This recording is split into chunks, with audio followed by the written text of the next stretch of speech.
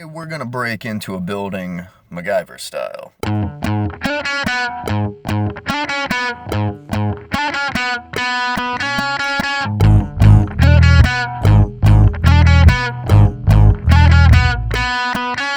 I'm a white hat hooligan, right track, grooving, get me near your computer. I'm a rotor rooter moving in. You corrupt the lie, bring corruption to your hard drives. Draw a hard line, let's begin. We fight with bits and bytes, ones and zeros, bring the lights. Digital delivery, the stego, keep it out of sight. I spent a little bit of my hours, minutes digging in a try to find a connection that is noteworthy and to my surprise. So, I'm at Home Depot. I'm gonna grab a couple items. I'm gonna make a quick DIY under the door tool, and we're gonna exploit building codes. Basically, building codes say that in case of a fire, anyone inside the building has to be able to get out. So even if a door is locked from the outside, you generally are able to push down a handle and exit the door or exit the building. So we're taking advantage of this. If we're able to get that handle to push down, that means that the lock will disengage from the door and we'd be able to open the door. So I'm gonna grab the things I need at Home Depot, we're gonna make this tool, and then I'm gonna show you on a door. On a door that I work at. So I'm not breaking into somebody's building or somebody's place. I'm breaking into a place that I have keys to, and you guys will get to see how it's done.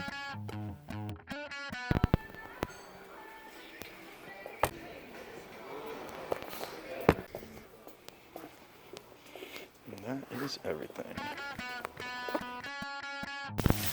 Okie dokie artichoke. We got all the things that we need. So now let's find a door and let's build the tool. Alright, so I am here at work and we have ourselves a door.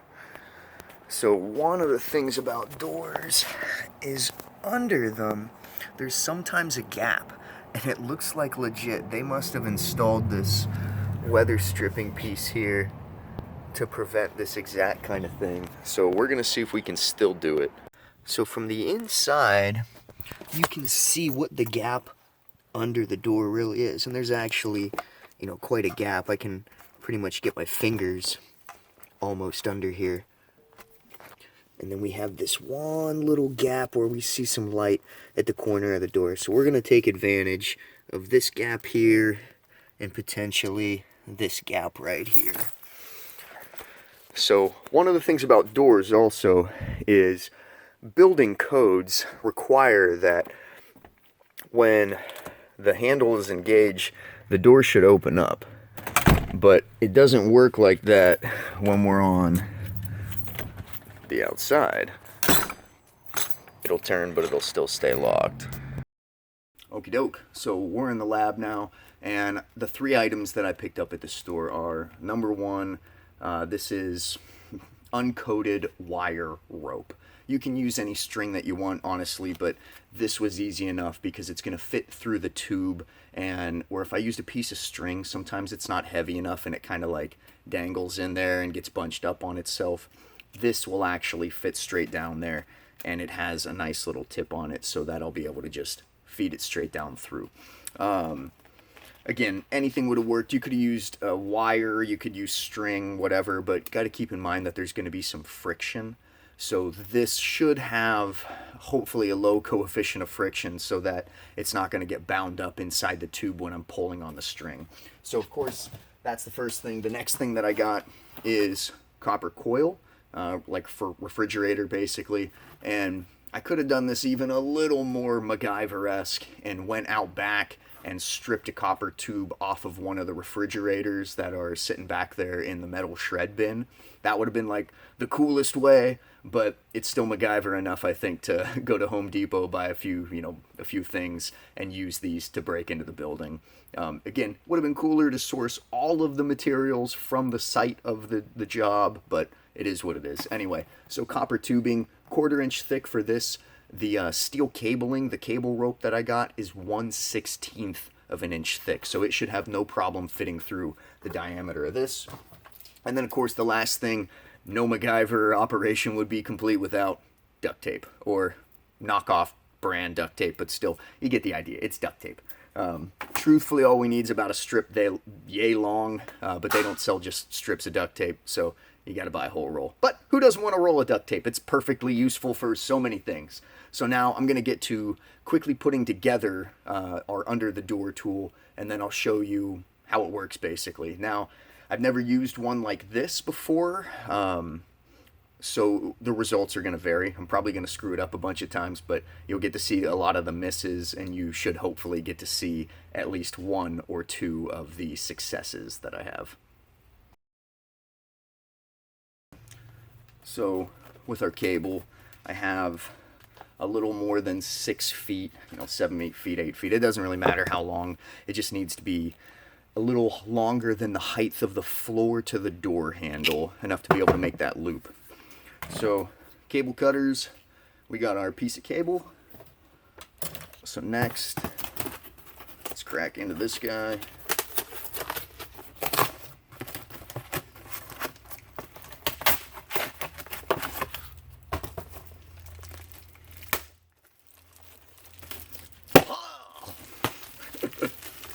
Did we watch that? Yeah, we did. We saw the thing with Frank Dukes punching through bulletproof glass with one punch.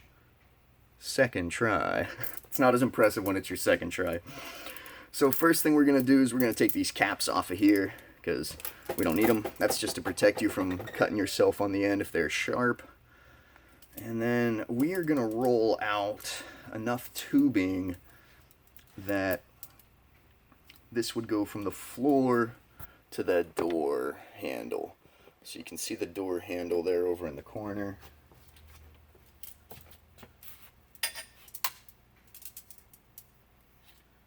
So about to here is where we need.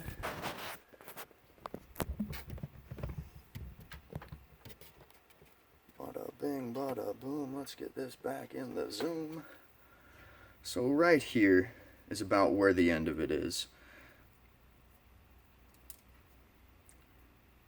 So we're just going to take a little bit more off of this. I'm not even going to cut. Actually, I do have to cut it, don't I? Alright, so we will take a little more off. Out to here.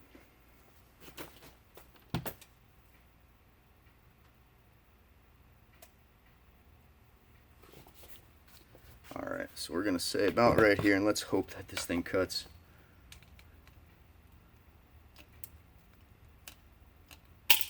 Bam! Now the one thing we got to make sure is that we can get... I should have used a Dremel, but I didn't bring a Dremel with me.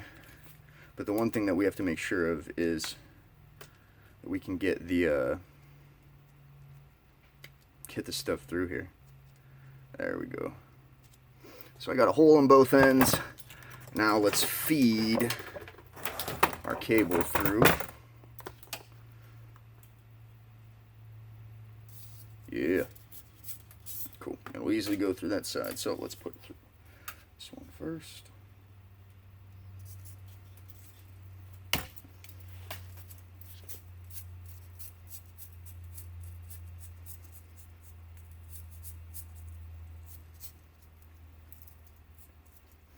Good. So we're just going to make a little loop with this, and I'm going to end up duct taping this to the rod. Think like a dog catcher. So then, with this, let's see if I can, how much of this will turn. Not much. Okay, fine. So with this, when we stick this, or when we get this under the door, the idea is that we're going to loop it around this handle, and then with our string, where's the string? With our string, we'll pull it tight, and then we'll be able to control the door. So again, we have our loop, and then on the other side, we'll pull the string to catch the handle, and then we'll be able to open the door with it. That's at least the idea that we're going to be doing here. So let me get this set back up one more time. Make sure this doesn't fall back through on me. Grab out our duct tape.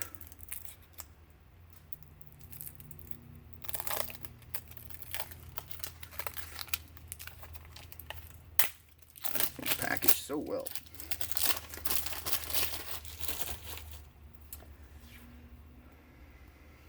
grab a strip of duct tape. That should be, again, more than enough. And then we're just gonna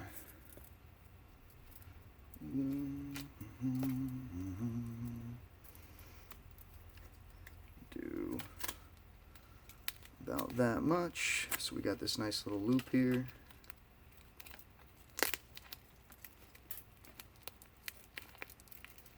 Bada bing, bada boom.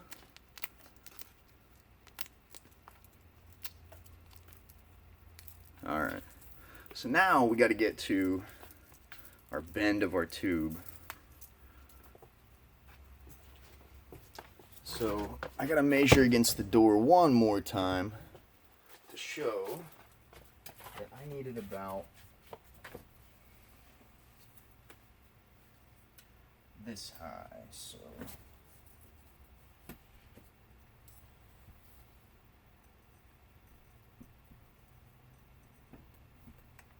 cool. So quite literally, this is what an under the door tool looks like. It's just a hook with a piece of string that we can pull to clamp down on the doorknob. So now, let's see if we can get it to work. Okay, so this was quite literally my first try at this, and it actually worked out better than I thought it would. One little snag that I ran into, though, was there is not a 1/4 inch gap underneath the door, so I had to use some pliers to flatten out the tube to turn the round tube into kind of a, well, sort of rectangle-ish or squarish or flat tubing to fit under the door.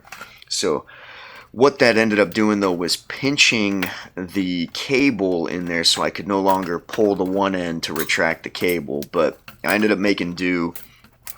You can see as I finally, work to get the whole thing under there so it gets to the curved part of the hook, I'll start slapping it against the door, trying to listen for the sound of the slap or the sound of the ting.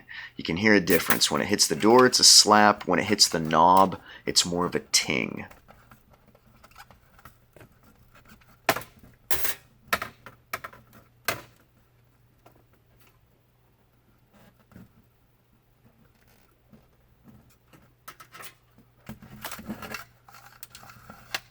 So fishing it under to get right at the bend. There we go.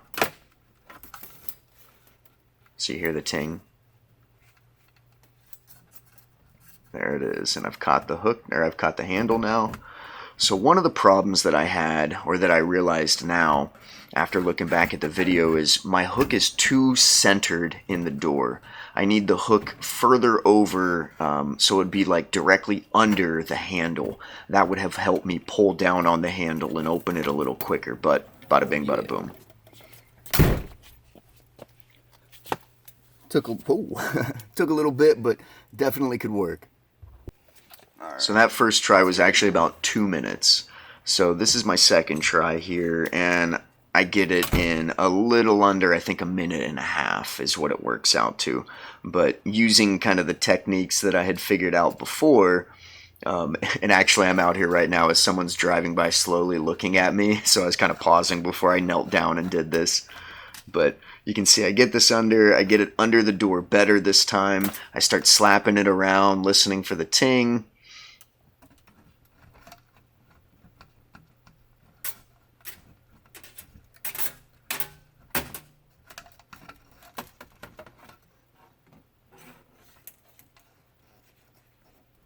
Close, not quite. And you can see I'm closer to the door knob this time. I'm not as centered under the door. Bam, there's the ting sound I can hear. I know that I've got it. So I'm going to start jiggling and trying to get this to pull down.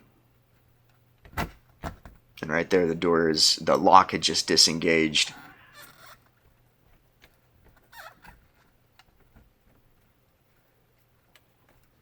And I guess I don't realize I can open it at that point. There we go.